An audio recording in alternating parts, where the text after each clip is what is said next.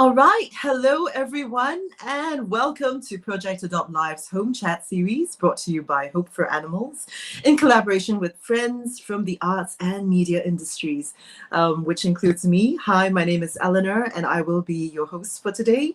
I'm also an actor, a theatre practitioner, and an educator when I'm not doing this.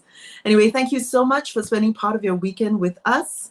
And this is our 12th episode, and this is the first one taking place in phase 2 of Singapore's reopening.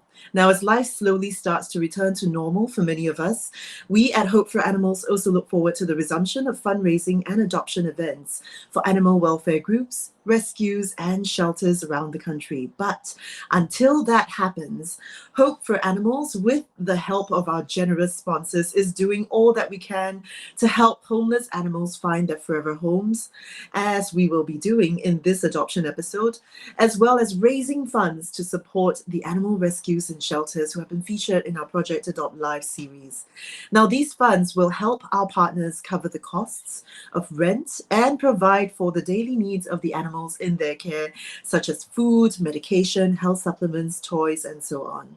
Now, before we introduce you to the fabulous felines and dynamite doggies that we have on our show today, we'd like to give a big shout out to our wonderful sponsors, starting with our campaign sponsor, Pet Lover Center, which has pledged $5,000 worth of pet food to Project Adopt Live. Now, this food will be helping our animal welfare group partners care for their charges and will also be included as part of the adoption starter kits, which are given free of charge to new owners of animals adopted through Project Adopt Live. Pet Lover Center has the widest range and freshest stock of products to help pet owners pamper their animal companions, and also provides essential services such as pet grooming and vet consultation. I've been a loyal customer for years and years. So please do visit one of their 70 stores, which are now open island-wide, or check out their online shop, which is open 24/7. Now, our other campaign sponsor, Pets Couture, my apologies, has been donating 20% of the proceeds from the sales on their fortnightly Facebook Live videos, which run every other Saturday at 2 p.m. The Pets Couture has been crafting original designs since 2010. Happy pets, happy life. Now, our very own Hope for Animals artist team is also part of our sponsorship efforts, and they are currently offering a range of beautiful bark ornaments, which you can have personalized with a hand-drawn portrait of your pet for just $45. Now, out of this $45, more than half, $24.50, will be donated to the shelters. $10 will be given as a small token fee to our artist, and the remaining will cover courier fees and other costs. So please don't miss out this chance to score yourself a beautiful, unique keepsake. They are truly amazing and unique.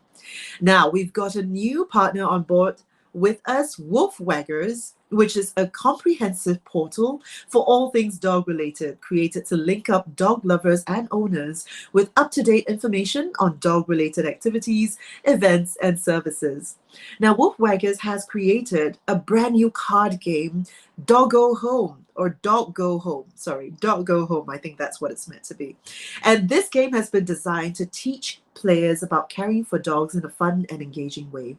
Now, the game is suitable for ages 5 and up and has been fully funded on Kickstarter as of February this year. So, for all Project Adopt Live viewers, Wolf Waggers has a very special offer for you. They're giving you a 10% discount on the game if you use the code PAL, that's PAL PAL for Project Adopt Live, when you purchase the game. So you can click the link below to take advantage of this bargain right away, or if you go to their website to purchase, please remember the code is PAL. Now, 20% of the proceeds from game sales with this code will be donated to Project Adopt Live's welfare group and rescue partners.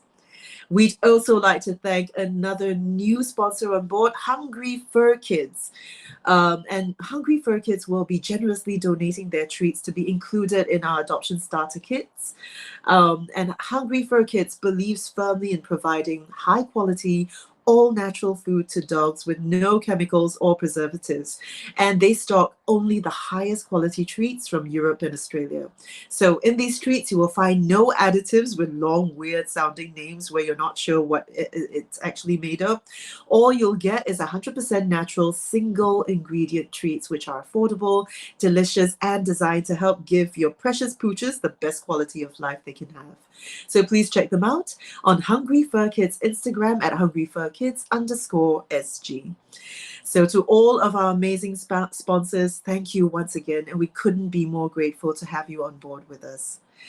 All right, so moving on to our guests. Now we have a grand total of 7. That's right, 7 gorgeous furry friends to introduce to you today. All of them ready for adoption, ready to find a new forever home and family.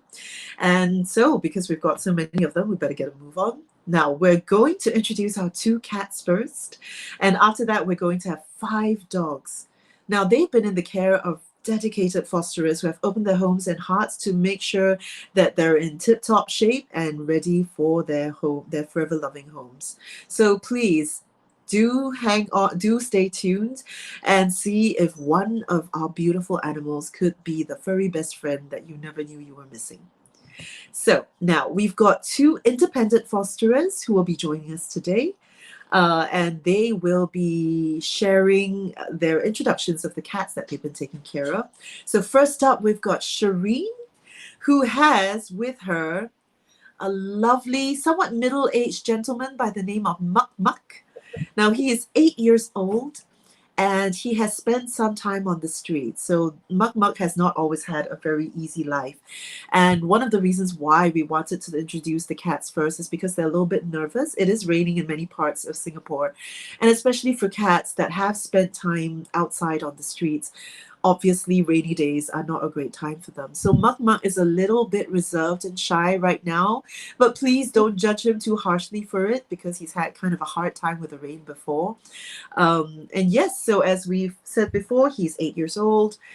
He's male. He's a domestic short hair, and he's very easygoing, very lovely, as you can see. But he's a little bit timid and afraid, as we've said, of loud sounds like heavy rain and thunder. But he is extremely affectionate, very, very attention-seeking. And as we saw just now when we were waiting for the program to start, he's quite vocal when it comes to demanding his treats. Isn't that right, Shereen? Hi everyone. Hi Eleanor. Hi. Yeah, Muck Muck is he loves food. I think this is a stray cat mentality also because Yes. they don't get food all the time. So when they do smell or hear food, they immediately will make a lot of noise and they want pet because the reality for a lot of stray cats is that you don't really know when the next meal is going to be. Yes. Sometimes, I mean, of course, there are a lot of dedicated feeders all around, but for cats, there's so many different elements that can affect whether or not they get their next meal. That Yes. weather is one of them, and Muck Muck is one of those who gets really afraid of the rain and thunder. So on days that it's raining, he'll go to hide. So now, whenever he hears that there's food, he's the first one there, and he will extremely vocal about getting his food. Yeah. But does that also mean that cats like this can sometimes have a tendency to overeat? I mean, do you have to control their portions to make sure that doesn't happen? I think when they go into a home environment, as homeowners, you can always create a schedule for your cats in terms of when you want them to eat. And cats, they are creatures of habit. So after a while, they get used to what you want them to, like the times, and they are very aware of when meal time is. Their Yes. body clocks adjust accordingly as well. So in our house, we usually feed them in the morning before we go to work. So that's about 6-ish in the morning. And then when we get home from work, they get their wet food and dry food as well in the evening. So they eat twice a day. So Mama is pretty accustomed to that already. Okay. So that at 5+ he knows it's meal time. He's already waiting for food. The rest of our cats as well. Yeah. Okay. Yeah. And can you tell us a little bit more about Muck Muck? I understand there's a very interesting story behind why he's actually called Muck Muck. Yeah, so Muck Muck has been a stray for like about a vet estimates he's about 8 years old, somewhere between 8 to 10 years old. And I think the rescuer shared with me the reason why his name is Muck Muck, because it sounds like the hissing sound, like that people always make, like Muck Muck, So like every time the old people they see him, they want to give him a little bit of kiss and a hug. Very very affectionate. Yeah, so that's how Muck Muck actually got his name. He's gentle as can get. In fact, we fostered many cats, and we have our own cats as well. And Mak Mak is super easygoing, Right. chill. Doesn't really bother about people in general. I think that's also pretty much because he's an older cat. He's very happy just to have a roof over his head. This is the first time he sat on a bed. On a bed. He slept on the bed. That's his favorite spot. That's why I'm sitting so far away from the camera, because the luggage bag. I think he's got his bag ready to go to his new home already. Oh my goodness. To bring him to his new home. Right. He likes soft, warm surfaces. Okay. Actually, Mak Mak's history. So he's been a Comcat for a very very long time. Unfortunately, of course, sometimes he didn't have very good experiences as a Comcat. You do have people who were not very nice to the Comcats. But at the same time, he also lived in a neighborhood where people did look forward to seeing him. They appreciated his presence there.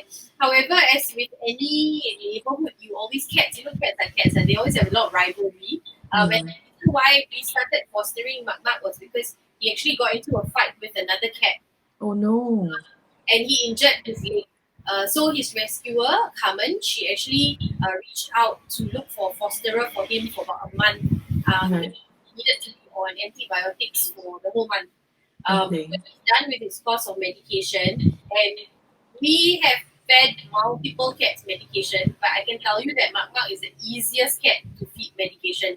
He doesn't fight you on medication, he just sits there. I can stringe him. Sometimes you gotta hide it in the food because they're so particular about it and they fight and scratch. But not Mak Mak. He'll sit there, I can put a string in his mouth, stringe it in, he's completely fine. And he has medication twice a day. Okay. Wow. And he's okay. Right. Yeah. So but is he completely recovered? Is he completely done with his medication? He recovered. He's fine. Okay. So he's doing fine. But because after we fostered him, having stayed in an indoor environment, we realized that actually he's adapted pretty well to living in a home environment. Sometimes from cats, when we foster some of them because of their illnesses, you realize after a while they get really bored and they just want to go back downstairs and vocal about it. But for Mak Mak, he has learned in one day he learned how to use the litter box. So he's completely litter trained, even though he's been downstairs for 8 years. And he's completely adapted to living in a home environment. Yeah, so because he assimilated quite nicely into our home, that's how we thought maybe he might have a good chance at a home, being adopted out in a home for someone who is looking for a cat. Okay. So I understand we do have someone who's asking to have a better view of Mak Mak, and we just want to explain. It's just that because he's a little bit nervous because of the rain, so we don't really want to shift him out of a comfortable position where he seems to be feeling quite secure. But I'll make it quick. I'll try. Okay. Here we go. Yeah, here we go. Oh, he's a sweetie. Yeah, but he's a little bit nervous because of the rain, so please do understand. We do want to give a better look, but at the same time, obviously, we have photos and videos to show you. But yeah, there's Mak Mak. Look at his beautiful green eyes. Yeah, and he has, of course, been neutered as well, so you can see. Yeah. So yeah, that's Mak Mak for you, and we are also showing photos and videos. So not to worry, Shereen, you can put him back where he feels safe because we're also showing our audience photos and videos. Okay. Yeah, but he's beautiful. Hold on, I'll just put him back. He looks a lot like my first cat. My first cat had that exact same stripy face. Okay. Sit down. Okay. So Shereen, before we sort of move on to our next cat, what do you think you could tell us in terms of what can a new adopter expect with Mak Mak? Look there, he wants his treats. So obviously very food motivated, that's one thing. So for Muck Muck, I think like the most important thing is because he's an older cat, okay, for any cat that that's gonna be adopted, I think for people adopting, they need to be really clear as to what kind of cat they're looking for. Not in terms of breed, not that, but personality. Some people prefer a lab cat. Some people prefer younger kittens because they want to play and enjoy, these kittens and their activeness. Muck Muck is very chill. He's the kind of cat that if you are a working adult, but you come home at night, you want to relax with your cat, just to kind of share the same space and share each other's company. That's the kind of cat that you would like. I think Muck Muck is perfect for that. So he likes attention. So he likes it when you don't have to be touching him and petting him all the time, but he does like to just be in your presence. So usually when I come home from work, because we have other cats in the house, but we isolate him at this point in time because the integration process is really important when you have other cats in your home as well. So I will come to the room, I'll sit down with him, I'll lie down here, and then he likes to smell my feet, likes to so he doesn't necessarily need you to like rub him, scratch his ears, nothing. He just likes the human presence and company. He can be quite vocal, but to be honest, I think it takes time considering that they've been downstairs for very long. They're very used to roaming. To be honest, given that he's been in this room alone for a month, right? And not demanding to be let out or being upset about it, that tells you quite a bit about his character. So I think that's the first thing adopters need to know, and need to understand. Every cat has their own personality, and every cat has their own story. Muck Muck is probably like this because all his life he's been a very chill cat. So he's with people. I think so. That's number one. Number two, I think the other thing that adopters also need to understand is that cats take time to adjust to a particular home, especially if you have an existing cat in your house. You need to do integration properly. That's number two. For Muck Muck, I would suggest a single cat household would be a great household for him. Okay.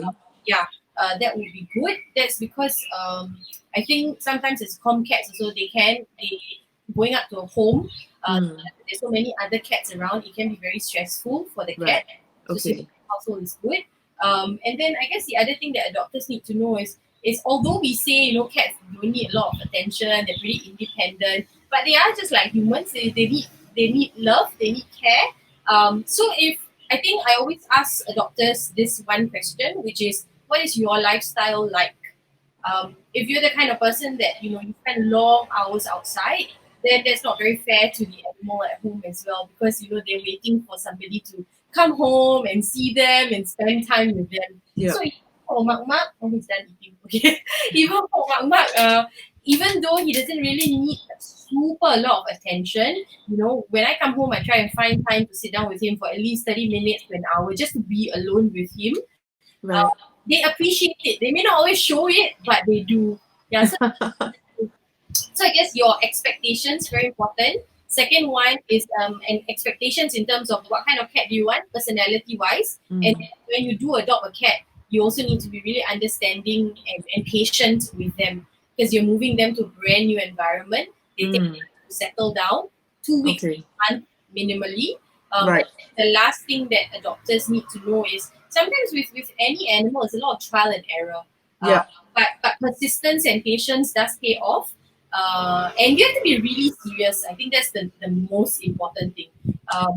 We have a lot of like young kids who love animals and they want to adopt an animal. But if let's say the whole family is not on board, like your parents are not on board, or after a while you get bored with it, then the poor animal also suffers. So that's also something that adopters have to take note of.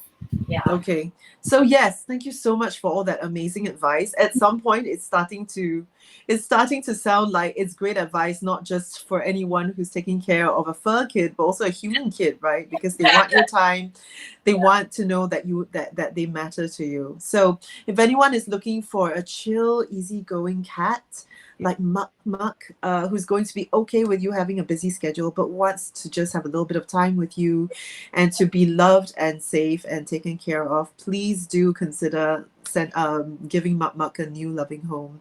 I do understand that you mentioned that maybe it'll be less stressful for Muck Muck to go to a single cat household.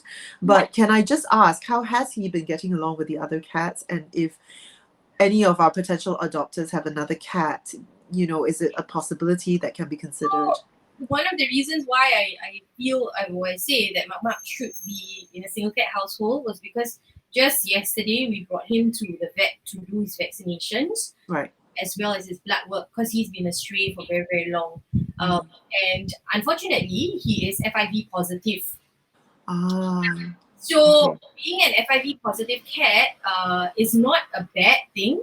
I want to just put it out there that it shouldn't be something that deters people from adopting. However, when you have multiple cats in the household and if the cats don't get along, they fight, etc., there's always that risk of transmission because it's but only blood, you see. But so in a single, and also the thing about FIV positive cats, this is from my minimal knowledge of FIV positive cats and what I've read up on, is that because they have FIV, they are FIV positive, it just means that their immunity is lowered a little bit. Yeah, so that means that when you have a cat that's sick, they are likely to be able to pick that up a lot easier than sick cat that's healthy and vaccinated. Let me just chime in on that because I do have a very good friend who has 2 FIV positive cats. So given that Muck Muck is FIV positive, if you do have another cat that is FIV positive, then there'll be no problem. Yeah, that's right. Yeah. So then you don't have to worry about that. And the other thing is, yes, they are a bit more prone to things like respiratory infections and all that sort of thing. But it is a condition that can be very, I wouldn't say easily, but, if you're caring and vigilant as an owner and with the help of your vet, it is a condition that can be managed very, very well. And cats who are FIV positive can go on to have a very long, happy life as well. So please don't dismiss Muck Muck just because of this. He deserves a loving, happy home after fighting for his place for 8 years down in the streets. So thank you so much, Shereen, for joining us today. And we really hope that we can help Muck Muck find a loving, happy home. Thank you so much for taking care of him. No worries, no worries. Can I just add that actually for Muck Muck, he, in terms of like being in a home environment right now, so we just found out yesterday. So what's going to happen next is in terms of like supplements for him to strengthen his immunity, etc. And these things don't cost an arm and whatever. It's not expensive at all. It's just about maintenance. And it is possible for them to lead long and happy lives, not even at all. I think I believe like mostly is really care and love for the animal that makes a very big difference in terms of their quality of life. Absolutely. So do give Muck Muck a chance, especially if you don't have a cat currently, or you're looking at an older cat, or you know that you only want one cat in your whole life. He would assimilate really well into a home environment. Yeah, look at him. He's so sweet and so peaceful over there. That's all. Just to play, nothing, just food.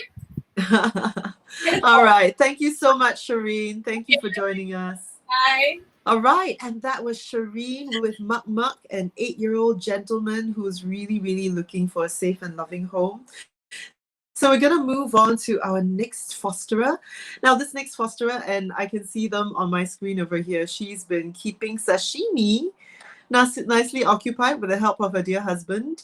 And Jolene is actually one of the volunteers on the Project Adopt Live team as well. So hi, Jolene. It's nice to see you. Hi.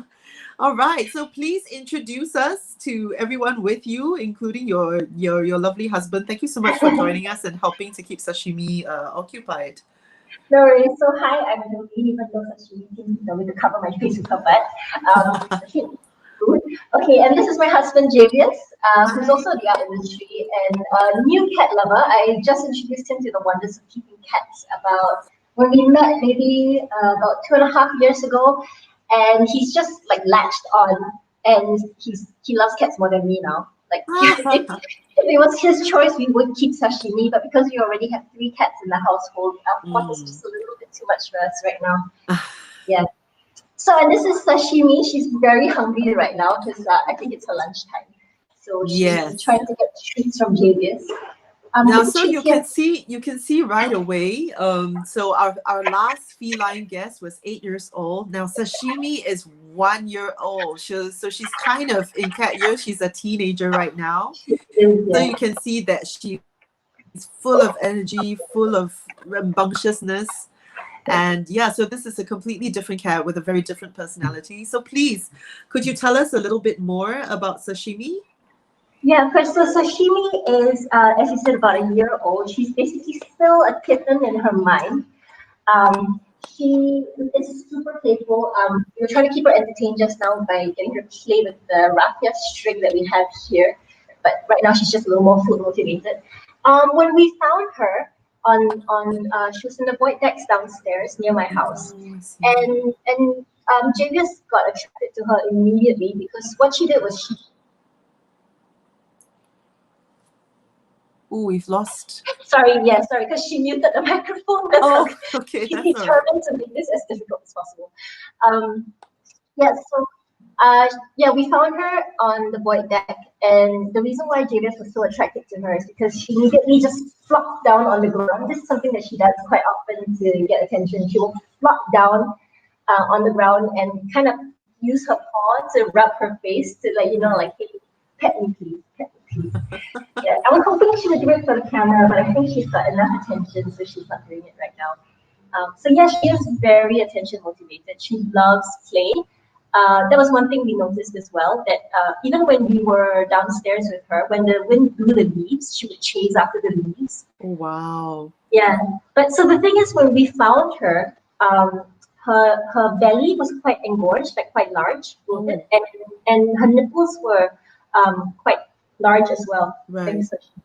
And so we realized that she might be pregnant, or she might have just given birth. So we brought her to the vet to have a check, and the vet confirmed that she had probably just given birth recently. Oh, I see. Yeah, so we couldn't find her kittens anywhere we looked, and she was really skinny as well, and not one of our usual community cats. So Right. there's high chance that she might have been a Purubami. She might have been a baby. Oh dear. Yeah. Okay. So we do have a question. So we already know that Sashimi, as you can see right there on the screen, she's super affectionate, loves attention, super playful and sweet. But we have Camellia who wants to ask about how active she is. Oh, So she's yeah, like how much time does she spend awake, and how much time does she usually need from you to play and other things? She's super active. I will say that she's more suited for a high energy family who is quite like ready to have a cat that they want to give quite a bit of attention to. Like I said, she loves playing, and she loves interactive play more than giving her a toy and expecting her to play by herself. And if you put her in a room and close the door, she will call for you until you let her back in. Okay. Yeah. So during circuit breaker, of course, it's been quite lucky that she's had me at home all day. Because Julius has had to go to work, but I've been able to be home with her. And yeah, she wants your attention. She wants your love. Yeah. And how has she been getting along with the other cats in your household? Because when she first came to us, she had fur mites, so we had her quarantined for a while. Right. In our kitchen area, and when we let her sniff at our other two cats, she was actually quite chill with them. And our other cats would chill with her as well. Like they would just sniff at each other and be really, really curious. Okay. And the funny thing is that she would meow from one end of the house, and then the other ones would meow from the other end of the house, and they would just talk to each other from across the house. Okay. Which was not fun for our neighbors. But then once we introduced them, she's getting along quite well with one of my elder cats. So my 5-year-old is quite okay with her. But he's got a very chill personality overall. Whereas my younger one, who's also about a year old, is having some trouble getting along. But I think that's more of a time thing, because cats need time to get to know each other. It's very rare that you can put two cats together and then they'll just be like, oh, I love you immediately. Yes. It does take some time to introduce them, make sure you put food out put treats out because that's a great way to get them to eat together and realize that, hey, this one's not a threat to me. In fact, when I'm around this new cat, I actually get good food. So this new cat's actually like a good thing for me because every time I see this new cat, I get food. So that's a great way to do it as well. Right. Yeah, so she's pretty chill. She's not the aggressor. Usually it's my other cat who will come up to her and like give her a little smack on the butt to be like, oh, why are you in my house? That kind of thing. Yeah. So how does she respond when that happens? She will hiss as kind of a warning, but then she'll Right. walk away. She never really like swipes back. Right. Yeah. Okay. So I think she will be good in a multi-cat household as long as you've got the patience to introduce her slowly. I decided to do it a little quicker just because I wanted to see if she would be good for multi-cat households for this live stream. Okay. Yeah. And has she been sterilized? Yes, she actually just got sterilized 2 days ago. So she's still got her stitches in. Her belly is still bald. Let me see if I can show you. She's still shaved down there. So she will be in a collar for a while more. I've taken it off for the live stream so you can see her beautiful face and her glorious big eyes. Yes, look at those eyes. That's amazing. Yeah, she's absolutely beautiful. Okay, I think you've been muted again. She just keeps pressing that button. I think Sashimi's trying to let you know that she wants your undivided attention. I think so. So yeah, so as you can see, Sashimi is just absolutely beautiful and sweet. Look at that beautiful little smile. Oh my gosh. And she's got a great color as well. Yes. I don't know if you can see it. She's silver with ginger spots, which is quite rare. Never really seen that before. Right. In a stray here. Yeah. I think she does look like she might have, some sort of pedigree blood sort of mixed in somewhere in her ancestry. Yeah. And unfortunately, that often happens with pets that are lost or abandoned. And if they haven't been sterilized, things like this do happen. Yeah, I do want to point out though as well, if you are adopting her, you will have to mesh your windows because one of the first things she did when I let her out of quarantine is she got super excited and she ran across the room and leapt up against the window. And thank God it was meshed because she gave me a shock. I was like, oh my God, she could have fallen out. So it could be that she wasn't abandoned. It could be that she jumped out of a window. Right. We have these two possibilities. Yeah, because obviously I hope she wasn't abandoned. Okay. So please do make sure that if you are considering maybe adding sashimi to your household, make sure that it's safe and cat ready, and that of course means meshed up windows everywhere. And of course, for anyone who's interested in adopting, please do fill in the form that we have below, and we will absolutely follow up and put you in touch with all the right people. But yes, Jolene, before we leave you and go on to our wonderful doggy guests, any last words you'd like to share with us about sashimi and what potential adopters can expect? Okay, so I think definitely expect to have your heart completely melted by this girl. That flux she does is to die for. I'm really sad I couldn't show it to you on camera. Expect that she's not always food motivated, but when she gets hungry, she will come ask you for treats.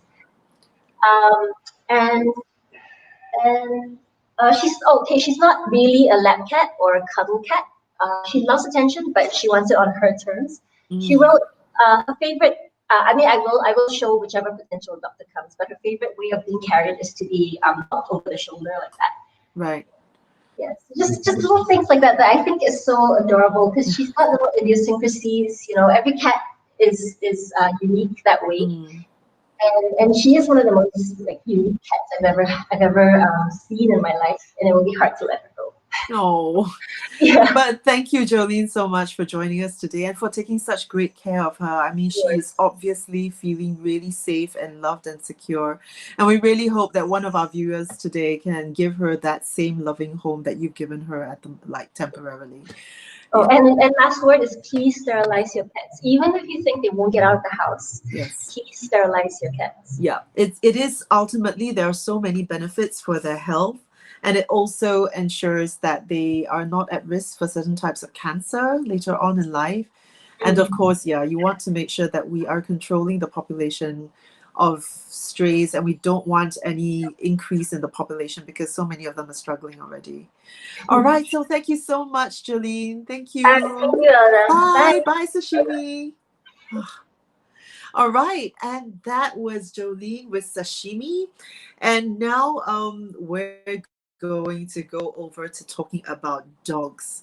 Now, all of the dogs that we will be featuring on today's episode are being fostered by fosterers with Exclusively Mongrels. Now, Exclusively Mongrels, which is a rescue that was started in 2012, does not actually operate a physical shelter because they believe that the home environment is most conducive to a dog's health and well-being. Now, before we bring on these 5 doggy guests, we also want to do a special shout out because Exclusively Mongrels is actually running a Give Asia campaign. All right. And what they're doing is that they're actually raising funds to feed stray dogs, to feed Singapore specials all over Singapore. And what has happened is that the Tote Board has provided a matching grant of up to $250,000 per applicant under an enhanced fundraising program. But what is happening is that they're trying to use this campaign to raise $10,000, and that will mean that the Tote Board will match $10,000 as well. So that's $20,000 to help feed Singapore specials and provide them with the food and medical care that they need.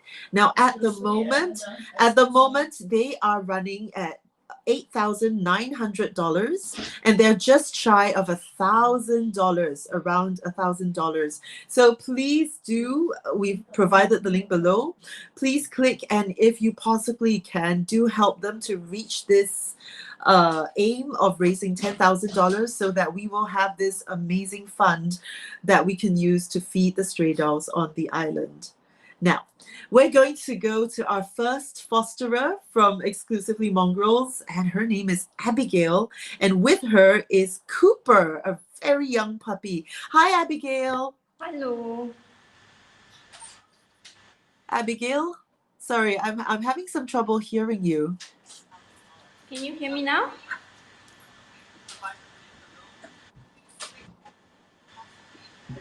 Hello? Can you hear Hello? me? All right. While we try to sort out these issues, let me tell you a little bit about Cooper. So Cooper is that gorgeous boy right next to Abigail that you can see on the screen. And he is 4.5 months old. He's a boy, and he's a Singapore special. Now, we're not too sure whether he is HDB approved yet. Because we need to wait till he's 6 months old before we get an idea of what his size is going to be. So we're not sure yet if he's HDB approved. We'll find that out in about 1.5 months. And in terms of his personality, Cooper is really active, and he gets along really well with other dogs as well as humans. And he loves being in a family setting with kids to play with. All right, now he is being paper trained. It's kind of about halfway through the process. So he is, according to the description here, is about 60% paper trained. So he's on the way there. At the moment, Cooper is a dog that prefers ladies.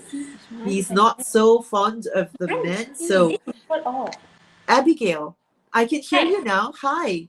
So could you tell us a little bit about why do you think there might be a reason why Cooper prefers females rather than males? No, actually, I have no idea. When he came in, he automatically got very attached to me. And then, even though my brother tries to play with him, he doesn't. He becomes very stiff and sad. Oh. He puts his ears behind, and then he gives me the puppy eyes, like he takes me from him. Okay. Again, and yeah, even though after that my brother will try to call him, come to him, so that he doesn't be attached to only one person, like try to get him mingled around with the family. Okay. But he doesn't play with anyone in the family except for me, and sometimes he asks my mom for some attention. Okay. Yeah. So is your brother the only man who has tried to Yeah, he was the only man who first tried to play with him. But even now, my father tries to get his attention, but he always runs away. First thing he does is runs away. Oh, okay. What is Cooper's background? How did he come to you?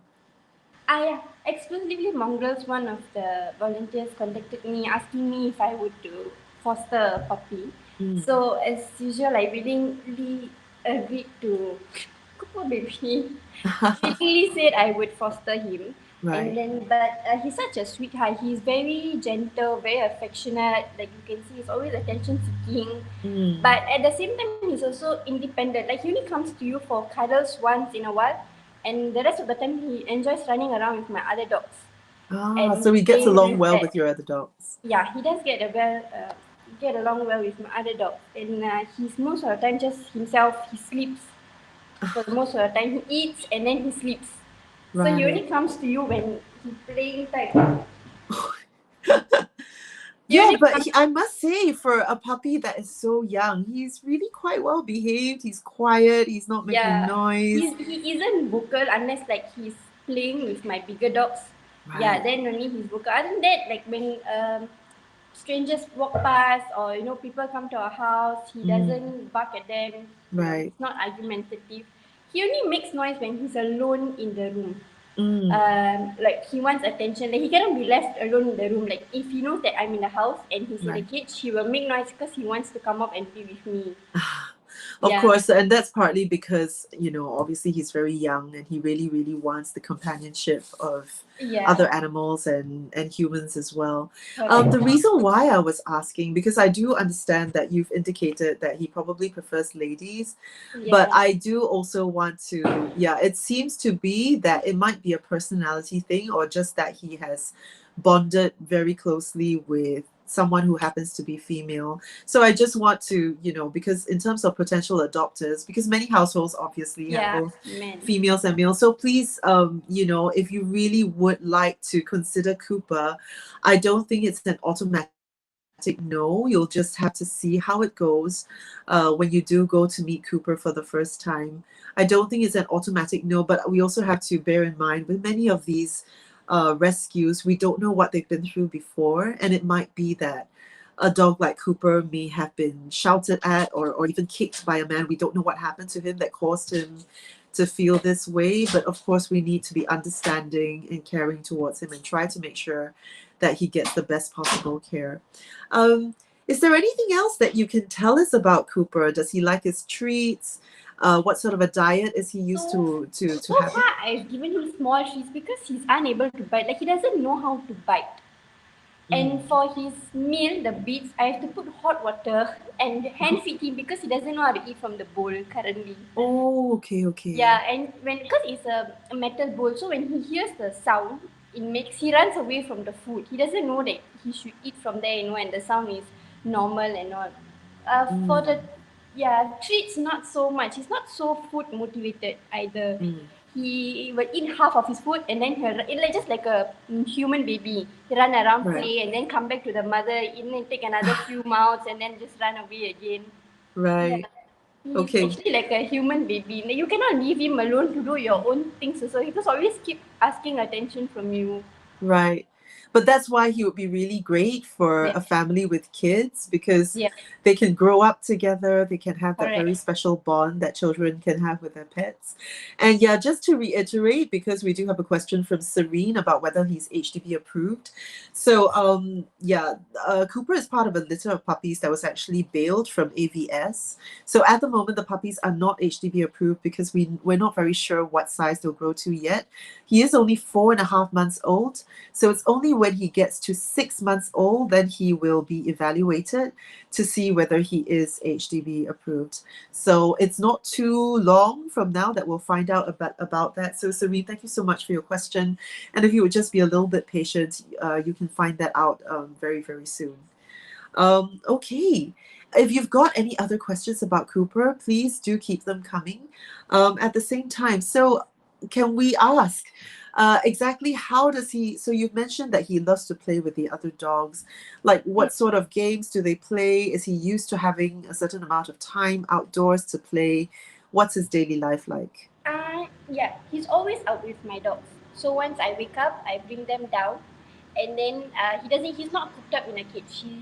He's free to run around the house, and Mm. then I have Cooper's toy, his favorite toy, Stone. Oh, Yeah, and then because he's a squeaky toy, so I play Right. with him fetch. But for now, he don't know how to fetch back. But he likes to bring his toy wherever he go, Right. even though if he's sleeping. And then he'll try to play tug of war with my other dogs to get them hold the other side, then snatch it from them. Hmm. And then what else he does? Nothing. He sleeps most of the time. He's really a sleepy baby. Oh, Yeah, he always eats, and then if it's raining, it's even best. He sleeps for the longest time possible. sounds like a puppy after my own heart. This weather is perfect for Yeah, napping. but the thing that I have to also tell that I mean, even though he's not so close to males, but he's not aggressive. Like he doesn't snap at them. Ah, He okay. lets them pet, but he's like, "Mommy, can you just take me out from here?" Right. Okay. Yeah, So he he is doesn't. nervous, but he's not at all aggressive. Yeah, he's not aggressive. He's just nervous. So I Okay. think maybe if time given, maybe if he gets a good family, a suitable one, maybe Mm, things might change. Maybe you get used to being around with males. okay. Thank you so very much for joining us. Thank you, Cooper. And we really hope that we can find lovely, lovely Cooper over here, a loving home soon. Thank you so much, Abigail. Thank Thank you, you. Eleanor. Thank you. All Bye right. bye. Oh, bye bye, Cooper. Oh, look at that face. All right, so that was Cooper and Abigail, everyone. And once again, if you are interested in any of the animals that we have on today's show, we do have a form that you can fill up, and we will make sure to get you in touch with Exclusively Mongrels, and we will follow up with you and proceed from there. So our next fosterer is Verena, and with her she has the amazingly named Royce. All right, hi Verena. Hi, Eleanor. How are you? I'm good. How are you? Is it raining where you are? A little bit earlier, but longer now. Okay, and we see you have Royce there with you. Now, is Royce named after the chocolate? Actually, we are giving all our foster dogs some sort of aviation names, so he's more named after Rolls-Royce, I the engine see. manufacturer. All right, so Royce here, just like Cooper, is about 4.5 months old. He is male, he's a Singapore special, and again, we are pending HDB approval because he will only be evaluated for that at 6 months old. Okay, and so Royce's personality, he's super friendly with both people and dogs, and he's very curious and eager to learn. So he's actually picked up potty training very quickly. That's amazing. And he uses a pea tray. He also goes on grass. And our dear Royce is also very food motivated, loves walks, loves playtime, and he loves to play in tall grass. And even though he loves spending time with other dogs and with humans, he's also quite capable of entertaining himself when he has his toys with him, or he'll just roll over and take a nap. And it looks like he might be ready to take a nap soon because it's the perfect weather for sleeping on a Sunday. Let me adjust the camera a little bit. Yeah. Oh, I see. No wonder he's Turning so himself comfortable. usually He's got such a with his great cushion and a treat. straw, Oh, sweetheart.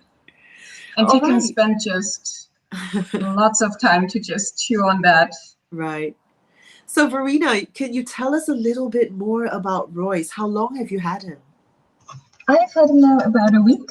Okay. And yeah, I'd say he's a very balanced dog.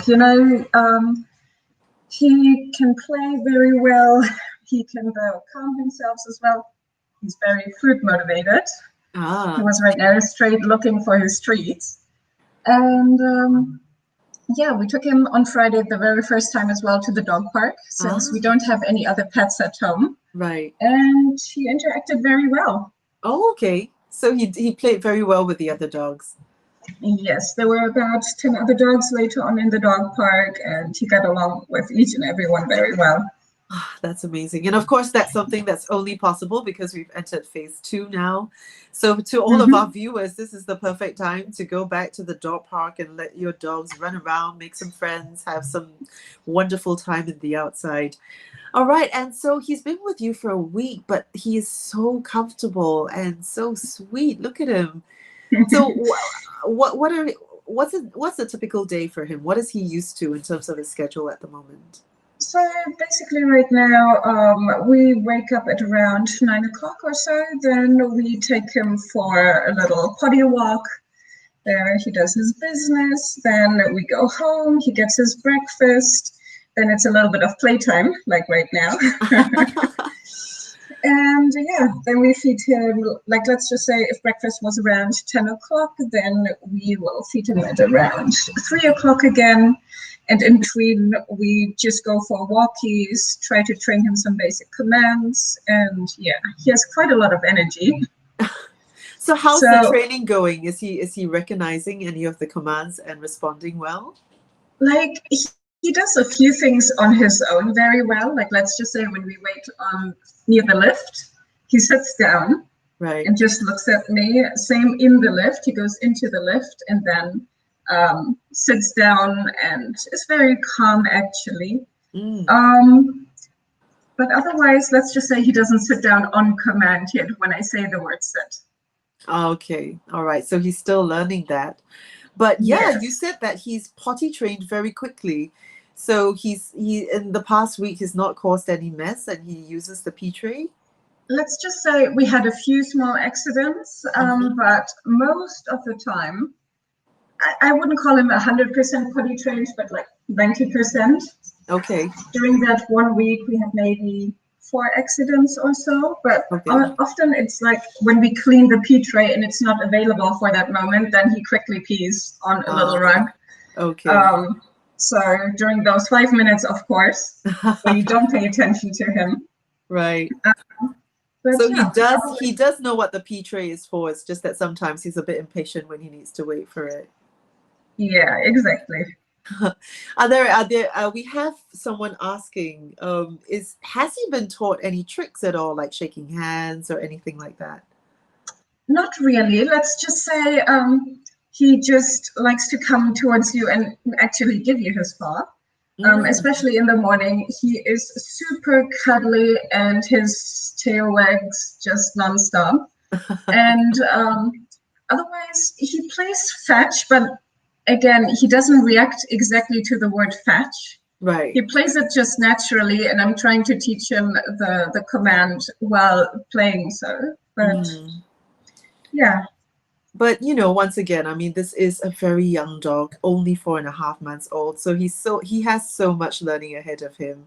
But that really sweet personality is really going to help him learn everything he needs to. So to any potential adopters, you don't have to worry because look at this dog. He's really great at paying attention to you and staying next to you. So yeah, all these things are absolutely ingredients for a well-trained, happy dog.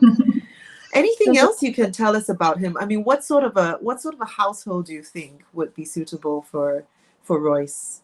I would say someone which is pretty active, because although we took him for like 2 hours to the dog park and he was just running and chasing around, we came home, he took a little nap, but later on he started just playing again on his own.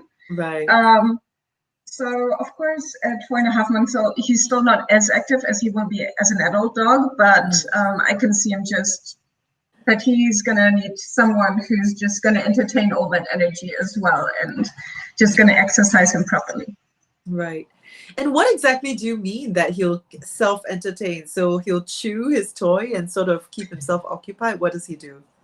Yeah, he just gets, we call it the zoomies in the house, just races up and down a little bit with his own toys. And yeah, basically sometimes we are on the couch, we're watching a little bit of movies and he will just play with his toys and yeah, just wait until we give him some attention again. Or he will just calm himself then a little bit down after he had his 5 minutes of playtime. And yeah. All right. And he lays down like this again. Yes, and that's super amazing because he's not super demanding. So we have a question from Anchal Seti. I hope I'm pronouncing your name correctly. So yes, it's a question along the lines of what we've been talking about. So what is he like when he's left alone? Have you left him alone in the house before? How did that go?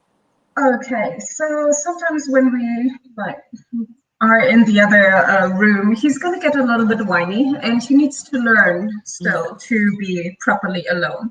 Right. And he might gonna try to get a little bit naughty to chew at something he's not supposed to, but that is just, I'd say, normal puppy behavior. He just needs to learn that, to just calm himself while he's alone, and yeah. Okay, and we've got another question from Camellia. Although I'd say that the answer to your question, I think, can be seen from the video. So Camellia's asking, is he barkish? Is he prone to barking a lot? Actually, the first 5-6 days, we've never heard him bark at all. Right. And just on Friday, when we took him to the dog park, he started barking for the very, very first time. Oh, wow. Okay. And then in the evening, I was just mopping the floor a little bit, and I guess he's not used to the mop, and I put it to the side, and he started to try and play with the mop and barked at it a few times to encourage it. Okay. But yeah. But yes, for the most part, he seems to be a really quiet, well-behaved dog. He absolutely is. Oh, wow. Hello, baby. All right. So we now know all this stuff about Royce. He is, although he does have quite a bit of energy, as you would expect from a young dog. And of course, that is going to be something that's the feature of his life, even as he grows up. But as you can see, he's so good at keeping himself entertained. He's not overly demanding. He's totally happy to just sit there and be with you and just enjoy your company. And so, yep. We have our wonderful little Royce, who is looking for a forever home. Again, we're not sure if he's going to be HDB approved. That will only be ascertained in about a month and a half. So do be patient with that. But yes, please do keep Royce in mind if you're looking out for another doggy family member. All right. So thank you so much for joining us, Farina. Have a really great Sunday. Thank you so much, Royce. Thanks, Bye, you too. Royce.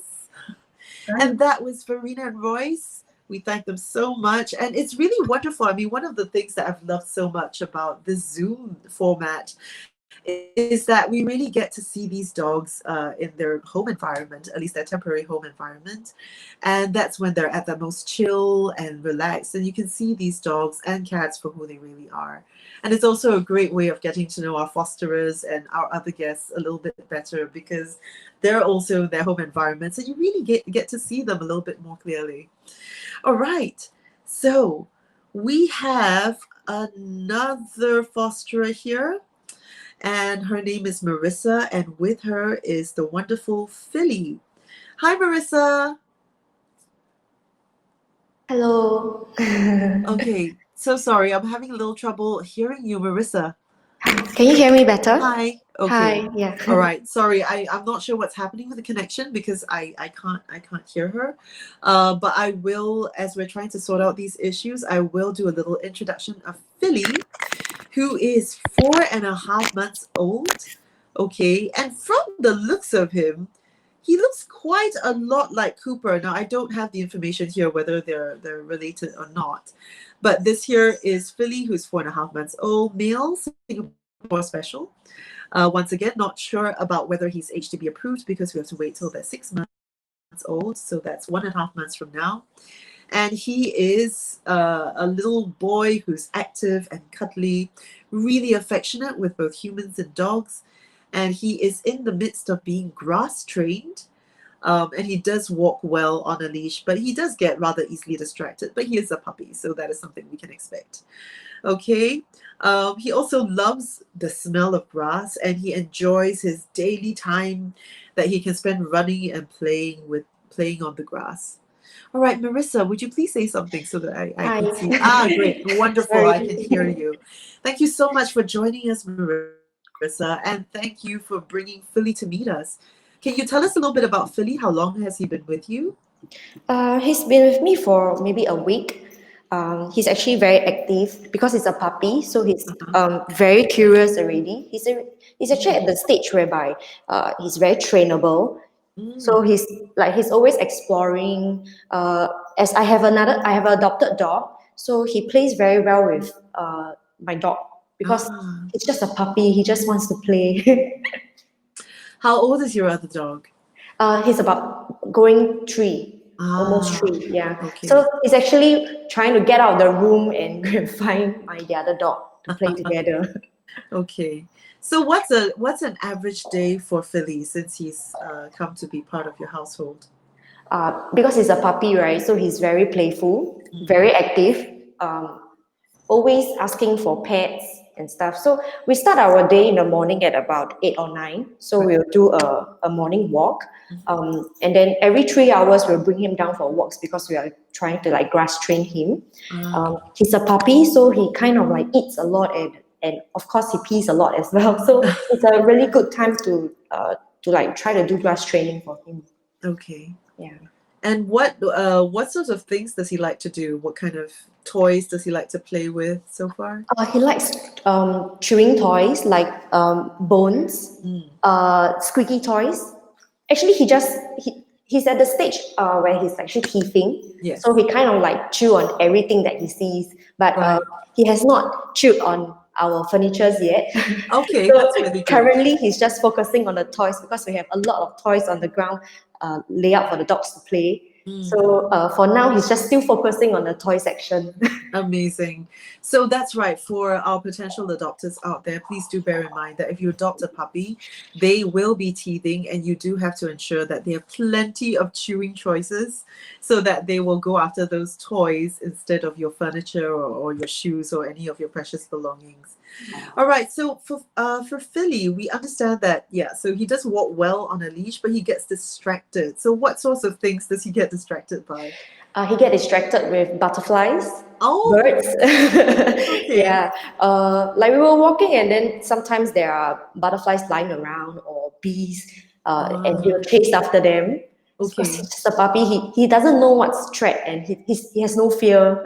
He just wants to get to know everything. Right. And has he seen cats on his walks? How does he react to cats? Actually, no, we have not met any cats during walks. Right. But we do met a lot of dogs while we are walking, and he actually approaches them very well. He's very approachable as well. Like he has no aggression. Right. Yeah. So even with strangers, when dogs they meet strangers, they kind of be a bit more wary and cautious. Right. But for Philly, he doesn't. He just go with it. But of course, when we have a like yesterday we went back to our parents' place for dinner. We have another dog, and then there's like 5 of us. So he kind of like gets scared a bit because it's in an enclosed place. Right. Yeah, but if we were walking outside, he's very approachable, and he takes. I think he only took like half an hour. Like after the dinner, he starts to like play with our family members already. So yeah. All right. So that means he was a little bit scared, but within quite a short time, he sort of adapted and started to come out of his shell. Correct. That's really great. That's really good to know. And we can see that he is, even though he's super curious and moving around a lot, but he's not barking or making any sort of noise. Is that normal for him? No, I think because he's very food motivated. I'm having treats in my hand. The first few days when he came over to our place, right, he doesn't bark. I think he doesn't know how to bark. So he wasn't barkish, but because my dog barks when we have like people walking outside our door, right? He actually started to learn how to bark. So he's a little bit barkish now, but because dogs they do bark. Yeah. Okay. And he don't like to be left alone in a room. He wants to be in the same space with us. So he whines when we try to like leave him alone in a room. Like because, for example, this room is specifically for our fosters. We feed him here because we don't feed the dogs together. Right. He won't be able to eat alone in this room. He will whine and ask you to get him out. We will leave the door open. So what he will do is he will have a mouthful of kibbles. He will run out to the living room and spit out all the kibbles and sit there and eat one by one in front of you. Like he wants to eat with you in the same space. Okay. All right. And so he's not, so you're saying he's not great at being left alone. So has there been any occasion when, you had to leave him alone at home and was he able to cope with that? Yeah, so we tried to we do leave him alone at home because we don't want him to have I don't want it to be a habit for him. So we left him alone at home with the other dog, and then we go for grocery shopping, right? But we can literally hear him whining outside. Yeah, so he's very whinish. Like Okay. he's a puppy, so he wants attention. He cannot be Right. left alone. So Oh, yeah. okay. So yeah, to potential adopters, it would be really good if you could have a home where he does have someone around, because he's quite young and I think he is seeking that sense of safety and security. So he does kind of want to be with people. But yeah, so you were saying that he was very open about playing with your other family members. Aside from your own dog, has he had the chance to interact with other dogs? Yeah, we do. We have neighbors. They adopted their dogs from EM as well. So we often let the dogs interact with each other. But because he's a puppy, so we don't want him to be approaching actively. You will just scare the other dogs. But fortunately, they play very well. It's like he really is very approachable. Okay. And yeah, he's That's just a amazing. happy baby. All right. So we've got a couple of questions. Mhm. The first one is from Natalie. So is Philly okay with sleeping by himself? No, he can't. So we actually separated him into this room for him as on his own, but he couldn't. He would just whine the whole night, and at the start it's still okay, but eventually he realized that he could be in the same space as us, right? Right. He don't want to be left alone already. So he will come into our room. He will sleep on the floor right beside me, like. Then I realized that okay, he just wants to be in the same space. So I brought his dog bed and then I put it beside ours. So he will every night he'll just go over there and just sleep. Right. Yeah. Okay. So we have another question, which is from Melody. And is there any possibility that he might have separation anxiety? Like what can we do to help Philly kind of feel more settled about being left alone? What do you think? Okay, because now we are all working from home, right? So we spend really 24/7 with the dogs. So the dogs are kind of like used to having us around. So when you suddenly left them alone, they will feel very unfamiliar. So that's when the separation anxiety might kick in. So currently what we are doing is we are trying to tackle this problem by leaving him alone. A shorter period, like maybe 15 minutes, and then we'll extend to 30 to 1 hour to 2 hours to a few hours to let him know that it's okay to be left alone. But all this takes time. Like Right. such behavior don't go away like with a snap of a finger. It doesn't. Yes. So currently what we are trying to do is we are tackling this problem by in its time. Yeah. Right. So Okay. even if he has a potential adopter, the adopter will have to bear in mind that because he's already familiar with spending 24/7 with people in the house, even when they adopt Philly, right, they will actually have to do the training as well. Okay. Okay. That's really good to know. And it's so he's starting to adapt to spending short periods of time by himself. Yes. Okay, that's amazing. All right, so we have one last question before we do actually have to move on to the next dog. So sorry. But this question comes out from Iway. Is Philly scared of thunder? No, he's okay, and he loves the rain actually. So now is the raining season, right? Like it's Okay. kind of like raining every day. So we have to bring him down for walks. When it's drizzling, we still don't let him walk out of the shelter, but he enjoys, and then he will start running around in the grass, like in the rain. So he Okay. actually enjoys. Right. Even with the thunder, he doesn't mind at all. Like he's not Okay. bothered. Yeah. All right. Okay, that's really good to know. All right. So thank you so much, Marissa. So sorry You're about the technical issues at the It's beginning. okay. And thank you so much for taking care of Philly and getting him ready for his forever home. So we really hope that we can find Philly a new home. So, all right. Bye, Philly. Have a great Sunday. Bye. Thank you. All right. So that was Marissa and Philly.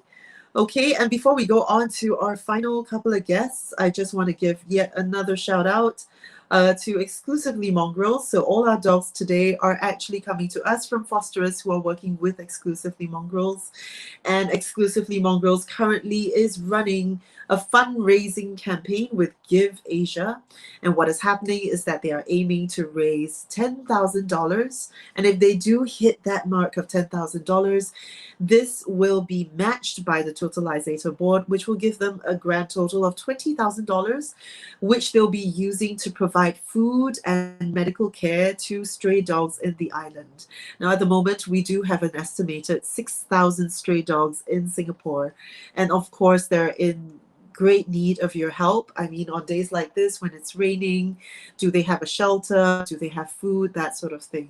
So obviously, Exclusively Mongrels, which is all about the welfare of mongrels and strays, is seeking to try to help out these dogs in need. And we need your help to reach this target of $10,000. So do click the link below, which will bring you to the Give Asia fundraising campaign. And we do understand this may not be an easy time for many people here, but if you find that you are able to spare just a little bit to help out, any small amount of donation will help. So do check this out. Okay, so after this, we have yet another fosterer with yet another gorgeous dog. And our next guest is Stephanie. And with her, she has Lily Aldrin. Now, that's an interesting name I'm going to ask about in a while. Hi, Stephanie. Hello. Hello. And there is Lily Aldrin, who is also 4.5 months old. And she is a girl. And she's a Singapore special. And again, as with our previous puppies, we're not sure about whether she's HDB approved or not because she's not yet 6 months old and we don't know how big she's going to grow. So just give it 6 weeks and we'll know that information. Now, she is really playful, as you can see, but she is a little bit more on the shy side. So apparently she's rather meek. But she's overall super sweet and affectionate. And Stephanie, could you please tell us a little bit more about Lily? Okay, Lily, she's actually a very curious dog, although she's a bit timid. So she's actually afraid of heavy rain. Yeah, so Oh, when it's raining very heavily, if I bring her down, she'll get super frantic and then she'll oh, start jumping onto you. okay. Yeah.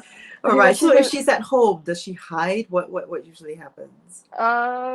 at home, like I think the rain isn't that loud from my place. Yeah, so she doesn't really get scared of the rain. It's only like when she's downstairs and like the heavy downpour is Right. a bit frightening to her. Okay. Yeah. All right. So maybe you could tell us what are her habits like? Like what's a day in the life of Lily Aldrin? And oh, actually before we get to that, Oh, her why name? is her name Lily Aldrin? Okay, because she has this really, really sweet anime cute eyes when she lies down. Okay. Yeah, and then like Could you if you, could you show us that? Could you see if we can oh see man, those but she has to be beautiful? lying down. She has to be lying down and like she'll look up at you. And it's the Right. cutest like look ever. And like if you watch How I Met Your Mother, like Lily Aldrin, she has the anime eyes. Oh, Yeah, she's known for that. okay. And So she's also yeah, and also because like how Lily left Marshall for San Francisco, she's gonna leave me. oh. Yeah. So yeah, it has a meaning to it. Okay. So you're a big fan of How I Met Your Mother, I see. Yeah. Okay, so Lily Aldrin with the anime eyes. So what's a day in her life like at the moment with you? Okay, so she wakes up at around like 7 to 8, and Uh-huh. then she's really hungry in the morning, so we have her meds first, and then like we should have her breakfast, and then I'll bring her for a morning walk. Mhm. Yeah, then around 1 o'clock, she'll have her lunch, and I'll bring her down again. So after every meal, I'll try to bring her down so she can learn how to be grass trained. Mm. Yeah, although she is like around 90% PPET trained Right. right at the Okay. moment. Yeah. Okay. That's amazing. Yeah, and then for And dinner will be around 7 p.m. right. or 6 p.m. around there. Yeah. And what sort of treats are you feeding her right now? She seems to be really into them. Oh yeah, she really like she loves kibbles more than her treats. I don't know why. I think also the treats I have are like beef jerkies, and like it's really hard for Okay. her, so she likes kibbles like Right. crunchy. Yeah. Right. Okay. So so she's obviously teething at this moment. So Oh has yes, she she been is. prone to chewing on things? Yeah, she started off fine, like she would chew on only her toys. But like when she got introduced to the furniture, she really liked the furniture. But Oh, so now we try to keep her supervised at all times when she's out of the playpen. okay. All Yeah. right. So that's a little note for our potential adopters. She might need a little bit of supervision, but please do be understanding because, as we've said, with young dogs, they are teething and it's not really something that they can totally control. And they do have this urge to gnaw and chew on things. So we do have to understand that our dogs are kind of doing the best that they can. And they're not always Yeah. really aware, you know, that what they're doing is upsetting to you. So they need time to learn and adapt to your lifestyle as well. All right. So for Lily, how is she? Has she had the opportunity to interact with other dogs or cats, and how is she Yeah. like with them? She has had a lot of opportunity with like meeting dogs from my neighbors and stuff, and she really likes other dogs. Like no matter what age they are, they can be Okay. old and like they don't really care about her, but she'll be like, I want to play, and then she'll like jump on them. Yeah, she's very friendly. Okay. Do you Yeah. have other dogs in your household at the moment? At the moment, no, but Okay. before, like last week, I had another older dog, like another foster dog, and I mean, like he didn't really like her because Okay. she's very high energy dog, but Right. like she liked him a lot. So it's like an Oh. unrequited love kind of thing. Oh no. Okay. So I take it that that means this little girl might be actually quite well suited to a household with other dogs around. Yeah, definitely. Yeah. Okay. And what Oh, about but children? How oh, has she okay. interacted with children? Uh, she doesn't nip that much as compared to other puppies, I realize, but I think it's always good to be cautious with Hmm. children because puppies do nip. But Yes. she's fine with children. She doesn't like growl or Okay. anything. Yeah. Okay. All right. That's good to know. So if our viewers, if you have any questions and you want to find out anything more about Lily, please do put your questions in the comment thread and we'll be answering them as much as we can. But yeah, I've got a couple more questions. Oh, here we do have a question from Nandini.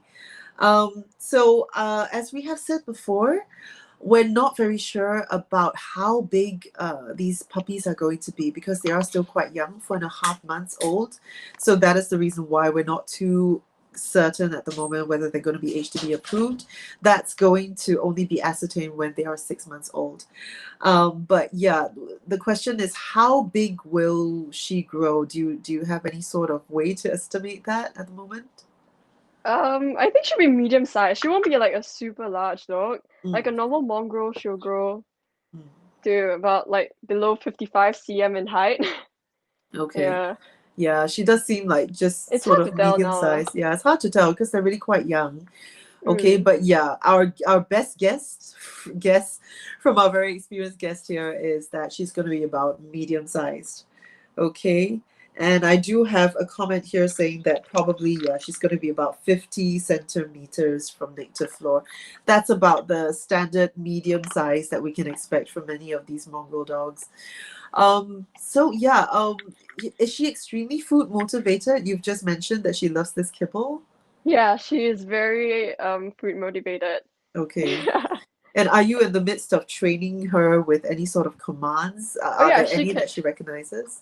she can sit and she can give you a paw. Oh, Yeah. can we have a demonstration, Okay. please? Please sit. Yeah. Ah, all right. And does she do paw? Here. Paw. Yay. There we go. So there's Lily Aldrin, who Yeah. already knows how to sit and paw. That's amazing. And thank you. I mean, it really shows that you're taking such great care of her, that she's open to learning all these things even at this very young age. And so how is she with her grass and pea pad training? You say she's pretty much all the way there? Yeah, she started off a bit rocky. Like she will always miss the pee pad, but Oh, like she's getting way better at it. She's like 90% pee pad trained, and for mm, grass training, I'm still working on it. Yeah, okay. And she's okay with grass training. I mean, as long as it's not raining outside, right? yeah, drizzling is fine, but like if Uh, it's a downpour, yeah, she's not okay with it. okay. So we have a question from Andrea. So because as we've seen, they're not completely certain to be HDB approved. So if an adopter does want to adopt one of these puppies, do they have to wait until they're 6 months old? What's the usual process? I think it's you don't until she is. It's true that until 6 months she can be HDB approved, but at the moment she's up for adoption. So it's like a first come first serve basis at the moment. Although we will sift out the potential adopters and see who is most suited for this puppy. Mm, Yeah, but yeah, it really depends on when she gets adopted. If she gets right. adopted before the 6 months, then yeah, you probably won't get to have her HDB approved. Okay, Yeah. but yeah, we do want to mention that first of all, oh, she's so good. She's so good The with the one and only. sitting. So yeah, I mean, they are up for adoption right now. You do not have to wait till they are 6 months old. And our best guess is that they will be of a size that will be okay for HDB approval, but it's just that we can't tell you with 100% certainty right now because they're still too young to be evaluated. Okay, so hopefully that answers the question. Another question about adoption. So how long is the usual process for adoption if someone's going to adopt the dog from you? For EM, it's a really quick process, I would say, and there I'm not sure exactly how long we take to choose which adopter, but usually once you say that you're interested, they will and we approve you, we will send her for a homestay, a home Right. trial. So for a Okay. week she'll stay in your home, and then we'll see if you're comfortable with the dog, if the dog's comfortable in your home, and then we'll do the officials of the adoption, and then we'll and then she is actually forever yours. Yeah. All right. So yeah, so it's a pretty quick process, and there'll be a trial period of a week. All Yeah, right. and also if I'm not wrong, you have to go for the dog training. Mm-hmm. Yeah, so you don't have to pay for adoption fees, but you Right. have to pay for dog training. Mm. Yeah. Yeah, so that is really, really important because, yeah, I mean, training will improve the life of the dog as well as the dog owner. So that's something that's really, really essential. And yeah, and you can also purchase Dog Go Home, that game that we have as part of our special sponsorship deal for today, which can teach you as well as the kids in your family something about caring for dogs. So that's something you can explore. All right, so thank you so much, Stephanie, for being with us Thank you. today. No And thank worries. you so much, sweetie. Oh, it's so Hey, great brother. to see her sitting Yeah. and giving her paw so well. That was really amazing. Hey, say bye. Oh, bye-bye, baby. All right, so thank you so much, Stephanie. And that was Lily Aldrin for you. We really hope that we can find her a safe and loving home soon. She's the sweetest, sweetest little girl. And now, of course, we have our final guest. And this is our next fosterer, Lisa, who will be bringing Victor to meet us. Hi, Lisa.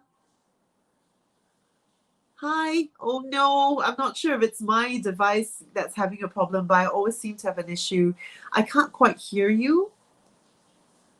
Okay, all right. Let's give Seth a moment to try and sort that out. So Lisa is taking care of Victor, and Victor is with her right now. As you can see, Victor is 4 months old, and he is a boy. As you can see, he seems to be mostly white. He's got the cutest, brightest eyes and a very lovely pink tongue.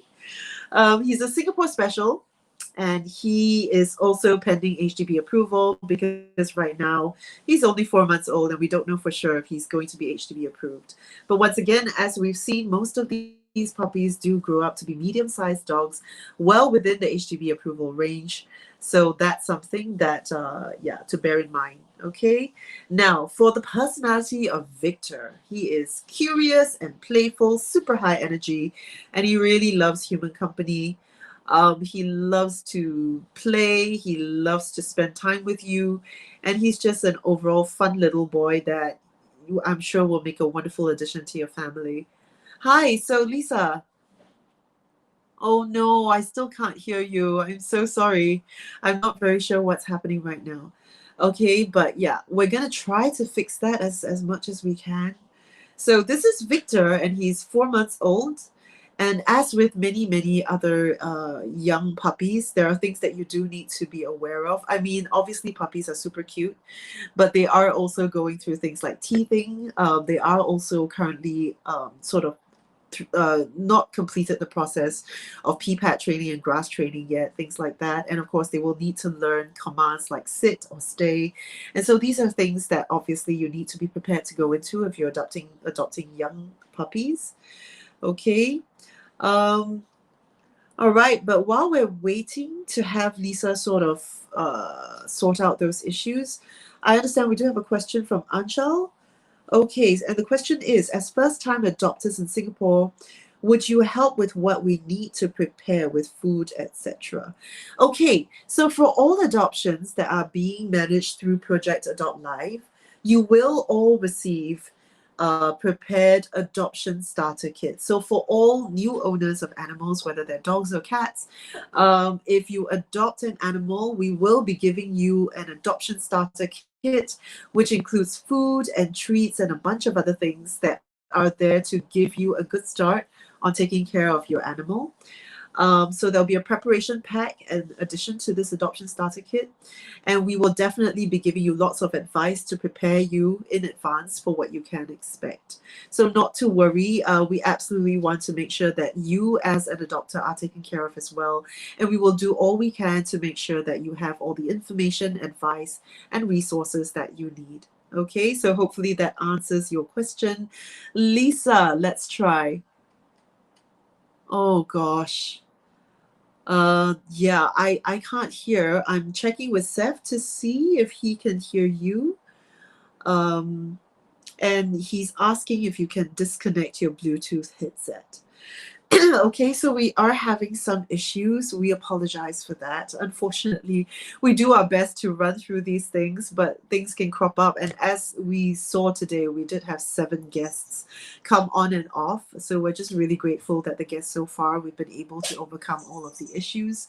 But if you do have any questions, do keep them coming. We're going to try to keep on sort of answering them and making sure that everyone has the best chance to get to know all of our dogs and cats from today. All right, so once again, we've had 6 guests so far. 2 of them have been cats and 4 have been dogs. Our cats are with independent fosterers, and we have 4 dogs that we've introduced so far. And those were from Exclusively Mongrels. And once again, if you do have the time and a little bit of spare cash that you think you might be able to contribute, we would appreciate it if you would check out the Give Asia campaign that they're running right now to help feed stray dogs in Singapore. And they're just $1,100 shy of their $10,000 target. So we really hope that you can help us help them to reach this target. Okay, and we're showing you some lovely photos of Viktor. Okay, and he's a 4-month-old puppy once again. He is a lovely, playful, sweet boy. And he loves being with humans. He's got quite a lot of energy. He's super curious and playful. And he would make just such an amazing, rambunctious, sweet little addition to your family. Okay, so I'm going to check in with Lisa once again. Lisa, are you there? Oh gosh, I really can't hear anything. I can see you. I can see you just fine, but unfortunately, I'm having trouble hearing her. Yeah, so Safias is saying, so I'm not very sure what's happening. Maybe what can happen is this. Perhaps, so Lisa, can you hear me?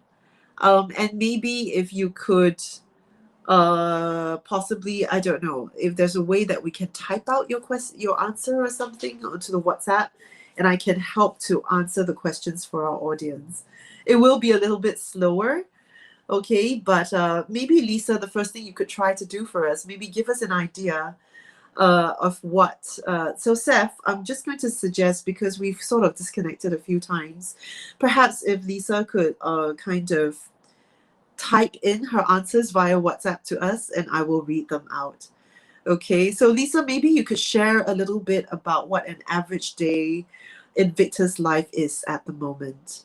what's his daily schedule like? What does he like? Okay, I'll wait to see if she's able to answer. I think she's trying to connect once again.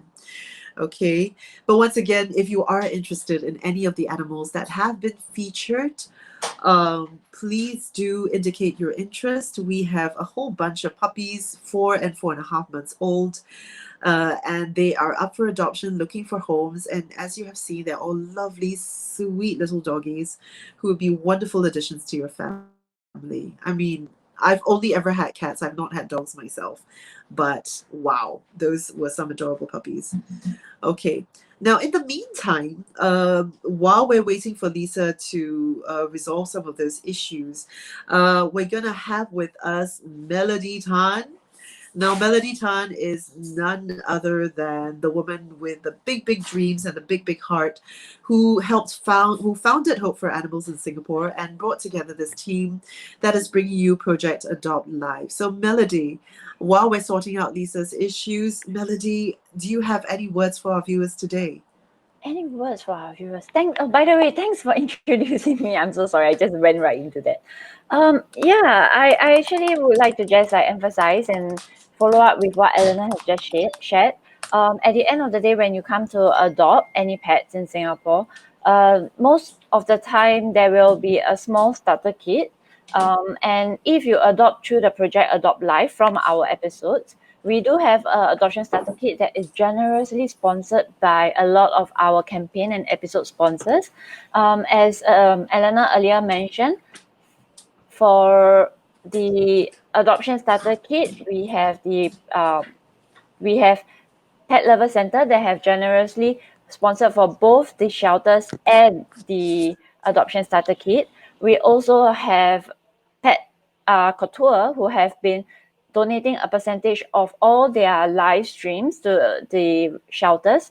And lastly, we also have the campaign sponsor. We also have the episode sponsors that donate either a leash, a collar, a treat, or maybe some kind of food as well. So all this, we are coming together just for the sake of the pets that are getting adopted. So it is really a very strong community. So when you adopt, you naturally get involved in a community, and if you need help, the shelters are always there to help you. If you need advice, you can also join their pet groups on Facebook as well. So there's Singapore Special groups, which is actually today all of the pets that you've seen today are all Singapore Special. So when you adopt, you can go into this group, and amazingly, the community is very supportive. If you need help with regards to how to manage your pet during the rain, because they get scared or anything, they will always be there to help you.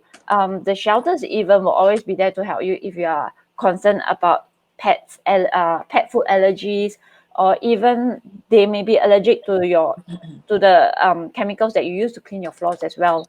So yeah, just some stuff that we wanted to highlight. Hi, Eleanor. I just wanted to I think these are some of the things we can point out, right? Yes. Like, all these things that you can adopt. All these things when you adopt, it actually comes together with the adoption, right? Yeah. So absolutely, we're not going to leave you high and dry. We're going to make sure that you absolutely have all the help and resources that you're going to need. And yeah, I mean, basically, these welfare groups and shelters are really all about making sure we provide the best possible life for these former strays. So not to worry, we'll be there to help and support you in any way that we can. So you won't be alone. Okay, so I do think that we might have to accept that Lisa's technical problems are still continuing. Hi, Lisa. Can you hear me? Can you hear me now? Yes, we can hear you. Oh, that is brilliant. Wonderful. Sorry. Okay, It's all right. It's that's all right. amazing. Okay, so we are a little bit short on time, but we have just enough time to definitely introduce Victor to everybody. Hi, Victor. Okay. Can you see him? All right, so Yes. here's Victor with obviously his favorite little Triceratops toy. Yes. All right, so can you please tell us a little bit more about Victor and what's an average day like for Victor at the moment? Yeah, I think you're showing Melody though on the Facebook. Oh, don't worry about that. You all can just continue. So Victor is about 4 months old. He's actually a very independent puppy. You can see that he's come here, Victor, come here, Victor, come. He's distracted now because the other dogs are outside barking. Ah, okay. So how has he been getting along with your other dogs? So he actually has pretty good puppy manners. The only thing is he's not a back of the pack dog. He's not going to be one of those meek, roll over kind of puppies. Right. He will hold his own with the big dogs. Okay. So he knows when it's their toy, he will not approach them. But if he has a toy and they want it, he won't give it to them. Right. Does that make sense? So he will hold his own against them, but Okay. he gets along with them. Right. My dogs don't actually like puppies, but he plays by himself and he plays with us. Yeah. Okay. But he's really quite a good a dog for a family. Right. Without young kids, I don't know how he is with children. We've never Okay. exposed him to children. Okay. And what we're trying to do now is just socialize him with lots of people. So we walk him to the coffee shop outside to make sure that he's comfortable to see many strangers. And you have to keep doing that with him. Right. Yeah. And so far he's been okay on all of these walks to the coffee shop? He's okay. He'll walk there, but he will freeze when he Right. sees too many people. So you just have to be patient with him, let him take his time, figure it out, and then coax him to keep walking. And so the last few times he's gotten better. The first time he just freezes in the grass and he won't move. Right. Yeah, but as he grows in confidence and he trusts you, then he will start moving and walking along. Yeah. But he's very manja, as you can see. He will sit in your lap and stare at your face. Right. And, he's one of the fosters that we've had that likes to stare at your face. Oh. Which is good because that means they will focus on you. But it also means he likes to jump up. So that's the other thing that we're stopping him from jumping up. Right. Okay. Now, before I ask you the next question about Viktor, I'm just going to quickly get to a question from Jessa, which is about the process for adoption. Okay. So I'm just going to quickly run through that again because our previous fosterer did answer that. So for Exclusively Mongrels, there is a 1 week screening period for adopters. And then basically within 1 to 2 weeks, they'll proceed to having home visits. And then they'll arrange for a 1 week home trial where we will see whether the dog and you are getting along well and whether you both want to continue sort of sharing the same home. Okay, so the process looks like it's about 3 weeks. And that's reasonably fast actually. So just for them to screen the adopter, make sure that you and your home are ready for this dog. And then basically home visits followed by a home trial. So that's the usual process for adoption with Exclusively Mongrels. Okay, so Lisa, I'd like to ask you, so how is he going with his training? I mean, are there any commands that he knows, and how is he with toilet training so far? So he's grass trained because we live in a house, so he just goes to the garden. Okay. He's had 1 or 2 accidents. He can't if it's raining out. He doesn't like wet grass, so he goes on the rug. Right. And but otherwise, he's been pretty consistent for the last. We've had him for the same as everybody else since last Friday. So about 8 days. Okay. Come here, Viktor. Come here. He can do sit. Come here, show off. Come here. Sit. Yeah. Come here. Good boy. Down. Good boy. So you can do sit and down. Oh, that's amazing. You can't see. Yeah, we couldn't see that, but we could see that he kind of disappeared. So we can see that he went down. And he can do give, which is when he grabs the toy and he tucks with you. You have to tell him to give. Okay. And you'll let it go. But he's slowly learning that because you have to make sure that they don't get too possessive over stuff. Right. Because, like I said, he's pretty independent-minded. So the next person who adopts him has to be a calm, assertive owner. Okay. Because if you get overly excited with him, he'll get overly excited, and then you become like his playmate rather than his alpha dog. And then being rather independent-minded, he might want to be the alpha dog. Okay. So you have to. But otherwise, if you can manage that part of him, make sure he grows up with good commands and listens, he's a great dog. So you've got to show him a little bit who's boss, in other correct, words. correct. Okay, so Lisa, I think we have questions. Like, they really want to see, they would love to see how he does sit and down and give. So is it possible if you could move your camera a little bit, just so we could see a little bit of Viktor at doing all those things? And that's truly cool because, like, yeah, that would make him the only boy dog so far who's got all these commands kind of taken care of. Well done, Viktor. Sit. You see? Okay, he just sat down off camera, but we could see his head move. Okay. So yeah, there you go. There's Viktor sitting really well. I think you've got to shift it, angle it a little bit to the right. Can't really. I had it all set up, but then we had the technical difficulties. Yeah, that's okay. That's okay. Don't worry about it. So he is sitting and he is going down, and he's in the process of learning to give. Well, now he's distracted. But... That's okay. All right. So is he very playful? This is a question from Fiza. Is he a very playful dog? Oh, he is. We are in the process of teaching him fetch. So he can do it a few times. Right. He gets distracted, but still you have to keep at it. Go. Get it. There he goes. Good boy. And he brought it back. So Give. there, he can do Give. fetch. Good boy. Sit. And he can give. Good You see? job, I Viktor. don't know how the camera's not. No, we could see some of that. That was awesome. All right, Lisa, thank you so much. We're running quite a bit over time, so we're going to let you go. But thank you so much. So sorry about all the technical difficulties. Yeah, well, we're so happy that you were able to join us. Thank you, Lisa, and we really hope that we can get Viktor a good home soon. Bye-bye, Viktor. Bye. Bye. Bye, sweetheart. Oh, and that was Lisa with Viktor. So once again, if you are interested in any of these animals, do please fill out a form and we'll be sure to follow up with you and get you in touch with either the independent fosterers for the cats or with Exclusively Mongrel for the dogs. And also do have another look at all of our sponsors and the wonderful bargains and deals available for you, as well as check out Exclusively Mongrel's Give Asia campaign, where we are fundraising to hit a target of $10,000. We're only about $1,000 off, and if we hit $10,000 for Exclusively Mongrels, it means the Totalizator board will match that donation, which gives them a grand total of $20,000 to help the strays of Singapore. Okay, we thank you so much for joining us here today. Just want to look forward to what's happening next Sunday, which will be our last episode for the season. So yeah, time has flown by, and we thank you so much for being with us in Project Adopt Live. It's been our pleasure to bring this campaign to you.